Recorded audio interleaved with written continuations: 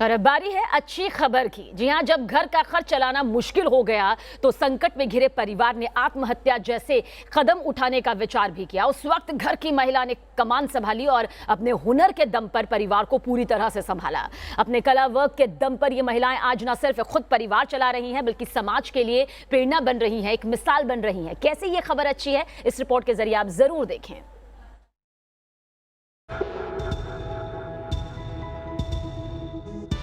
मेरे मतलब लॉकडाउन में मेरी ऐसी स्थिति हो गई कि सुबह शाम की रोटी के लिए हमें तरसना पड़ता था।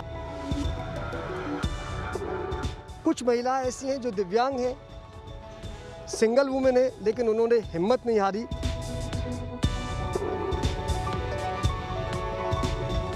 सर मैं तो ये कहती हूँ सर, जब ईश्वर ने कुछ छीनता है तो बहुत कुछ दे जाता है।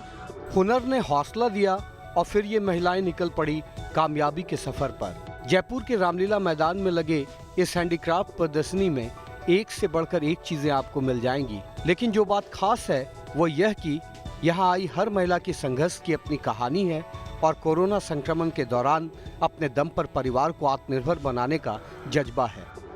यह तस्वीर न केवल आत्मनिर्भर भारत के सपने को साकार करने जा रही है, बल्कि भारत की महिला सशक्तिकरण की ताकत को पूरी दुनिया में भी दिखा रही है।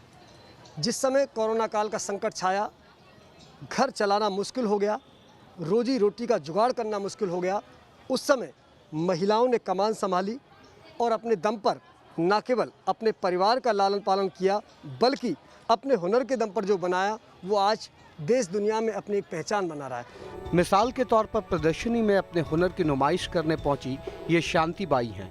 पैरों से दिव्यांग हैं, लेकिन हौसला किसी से कम नहीं है। शांति बताती हैं कि कोरोना संक्रमण के दौरान परिवार पर दुखों का पहाड़ टूट पड़ा, पति बेरोजगार हो गए, खाने को लाले पड़ने लगे, तब अपने हुनर के दम पर शांति ने परिवार का पालन पोषण किया।